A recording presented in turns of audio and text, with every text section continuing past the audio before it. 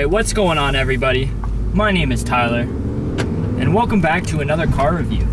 I hope that the audio is alright. I'm gonna try and speak up because today, of course, is the hottest fucking day of the month, and I'm doing this car review. So we have to crack the window because we don't want to lose any power through the AC. So today we're in my buddy's 2011 Mark 6 GTI. This version has the 2-liter turbo motor, inline 4, paired to a 6-speed manual to the front wheels. This year only, they also made a 2011 35 edition, so celebrating the 35th anniversary of the GTI. However, this is the standard GTI model, which sports 200 brake horsepower and 207 foot-pounds of torque. The 35th edition, I believe, has 30 extra horsepower and 20 some odd extra torque, and also sports bigger wheels. But other than that, they're basically the exact same. This car is in the metallic gray charcoal, which looks absolutely amazing. I love how the thing sparkles and flakes in the sun. With the GTI, along with the upgraded motor, you also get lots of different things in the cabin, such as the nice leather steering wheel that looks kind of race car-like with the odd shape at the bottom here, which I like. You also get all the leather accents and stitching in the seats and the dash and so on and so forth. This car has the OEM, I like to call them golf ball wheels, because that's just what they look like to me. So this car will do 0 to 60 miles per hour or 0 to 100 kilometers an hour in just under 7 seconds, 6.9 as measured, and it will top out at a whopping 149 miles per hour, which is quite nimble for a car of this stature and this price. The stock exhaust that comes on these vehicles is quite quiet compared to other cars in this segment, especially newer ones such as the RS or something that would compete with the newer GTIs. However, even with the muffler and resonator still on, you can tell that if you were to do any sort of delete or exhaust system, this thing would crackle like a bitch.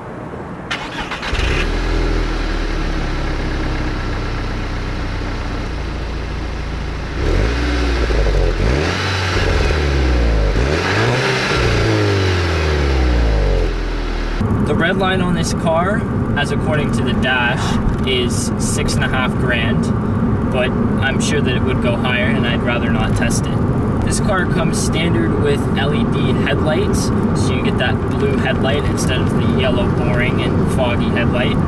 Compared to the regular Golf of these years, it also has a different bumper and a different splitter in the back to make it look more sporty. And of course the badge at the front that says GTI and has the honeycomb all over it.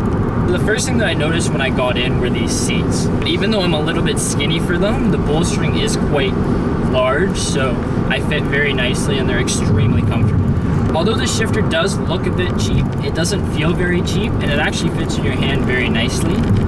For a sporty hatch car, the shifter throw is a little bit long, and I don't know if I like that, but it does feel very crisp and notchy when you do shift into different gears. The clutch feels good, but it's kind of weird when you engage first gear, because once you're in gear, it'll lower the RPMs and you have to give it a little bit more gas to get going.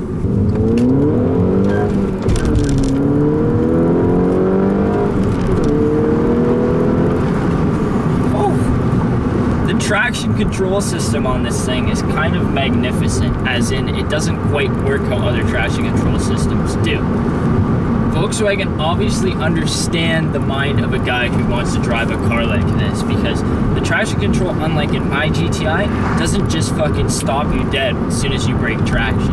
I'm sure under extreme circumstances, such as in the wintertime on snow or mud or dirt or something like that, it would have more of an effect, but I really like how you can squeal the tires even with traction control on, and it won't totally cut your power. This car actually would be an ideal car to learn how to drive a stick shift in, because it has things such as hill climb assist and hill start assist and things like that, where when you're on an extreme angle or hill, it'll let you not roll back into the car behind you when you're learning how to launch off of a hill or such things. Basically does the braking and clutch balancing for you. It's a bit weird to get used to if you've never used it before, but I find it really cool once you do. So this car's chrome pedals are surprisingly grippy, because chrome, once wet, does get a little bit slippery. However, they're unfortunately a little bit too spaced out as far as front and back to do any heel towing. But this car doesn't like to rev match anyways, so you won't be doing much of that regardless. Alright, let's see how it goes around a corner.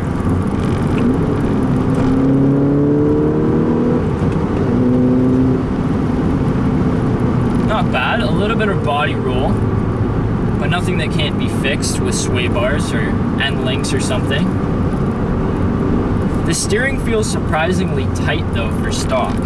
It's obviously not hydraulic like old cars are, but it feels pretty close to it, which is always a plus in cars that are newer.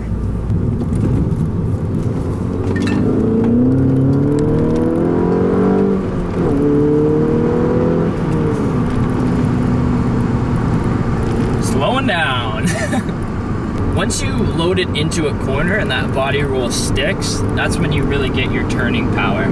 But like I said, the heavy steering really counteracts that body roll and that feeling of not being able to hold on. If I were to rate the confidence level going through corners in this thing, body roll wise, probably a 5, but the steering and the steering feel into a corner is probably like an 8 or a 9 out of 10.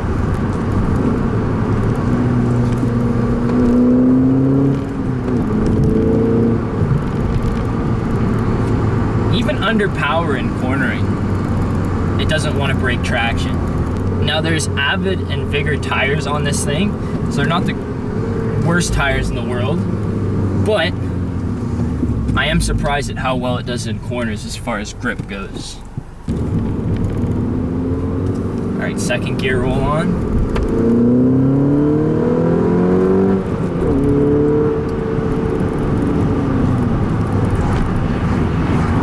So like cars, you get a little bit of lag when you put your foot down, but I think that they did it right in this car, because instead of giving you that little bit of lag, building, and then the thrust as soon as you get very high in the RPMs, I find that as soon as that turbo actually spools up and engages, you get that thrust evenly all the way up. As somebody who drives a turbo car, I'm used to the whole turbo lag type deal, but if you drive something naturally aspirated, you might have a little bit of a hard time getting used to how the turbo spools and how you have to kind of wait for the power to really give you that push. All right, let's try third gear. Third gear, 3,500.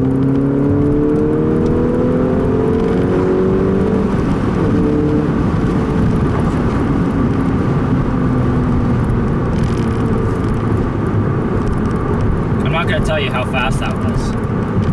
Let's just say I caught up to the car ahead of me really quick. I think that with an intake and an exhaust, this thing would really be woken up. Again, like most other cars in this segment, this thing's suspension is set up very stiff.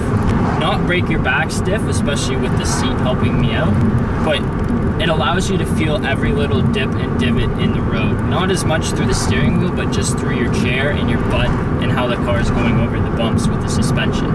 You do get a pretty decent amount of feel through the steering wheel, but again, it's not as much as older cars that have direct input or no power steering at all. Alright, so let's talk about what I don't like about it. The shifter knob is actually positioned really close to all of the air conditioning settings and the climate control here on the dash.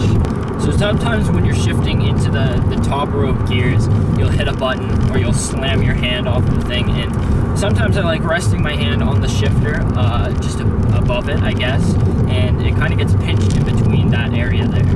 I also don't like this little like fake carbon fiber material or whatever they were trying to go for here on the dash. It just looks very cheap, and it gets very dirty very quickly. And you can tell that it's not going to last because it's already starting to fade, and this car is only 5 years old.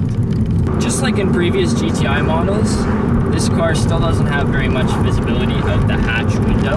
Paired with dark tint on a car like this, that wouldn't be very good at night. One thing that's missing on the car that definitely should not be missing on a car like this for standard features is a backup camera.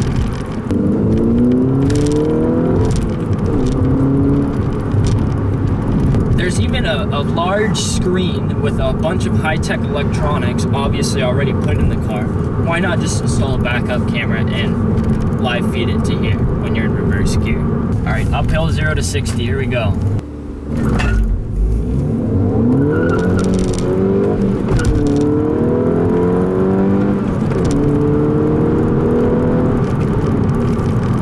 That was an absolutely garbage launch.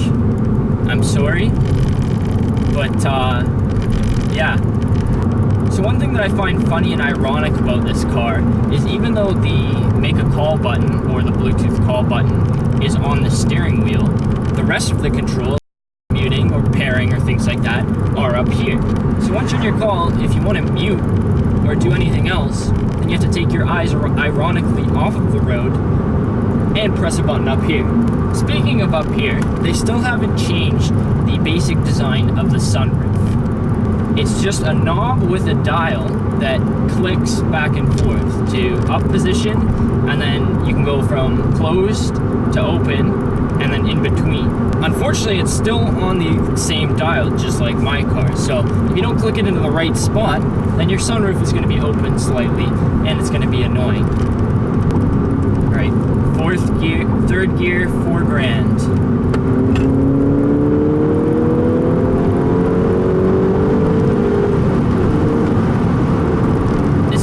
Loves to rev.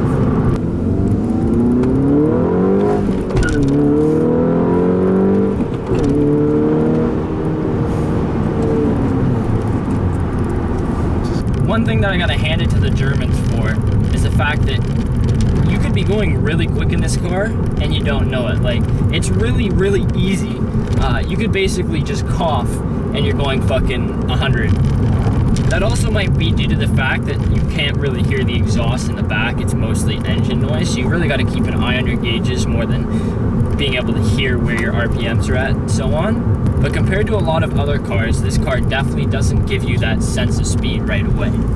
Unfortunately, there is a little bit of torque steer, which comes with front-wheel drive cars with a lot of power. But it's not unmanageable like a lot of other cars such as the Fiesta ST or other hot hatches in the segment. Now, I haven't driven a Golf R yet, but I'd love to compare the all-wheel drive system in that to this front-wheel drive system in here. Anyways, guys, I just want to give a huge shout out to my buddy Tyler. Yes, I know another Tyler with a GTI, for letting me drive his car and do a review on it. If you guys enjoyed, definitely be sure to give me a thumbs up and write me a comment down below for any suggestions you want to see in the next review or cars you want me to review next. Thank you guys so much for watching, and I will see you guys in the next adventure. Peace!